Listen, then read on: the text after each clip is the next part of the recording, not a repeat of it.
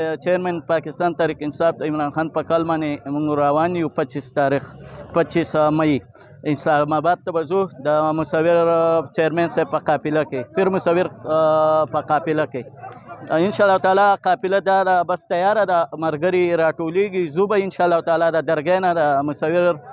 قاضي په قافله کې ان شاء الله تعالی د حقیقي آزادي مارچ په دغه کې په سلسله کې موږ به روان سینینګر ایوې ته ان شاء الله تعالی د عمران خان په کال باندې زموږ د چیرمن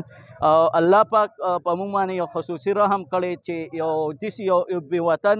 لیډر یې موږ له راکړی دی او دا به په صدو پسوم دا میلاو نشي زما ټولو د ډسټرکټ ملکنډ عوامو ته خاص کر غیر سیاسي خلکو ته مې دا خواست دی د تحریک انصاف کارکنانو ته نه غیر سیاسي کارکنانو ته چې هغه په سیاست کې د سره کار نه ساتي هغوی ته هم دا خواست دی چې د عمران خان په دې اواز باندې لبیک وکړي د امریکې غلامۍ نه مونږ خلاصوي ان شاء الله تعالی مونږ به ورسره بھرپور کوشش کوو بھرپور به ورسره زموږ مرستې مونږ او د ډسټرکټ ملکنډ عوام او خاص کر مصور صاحب چې کم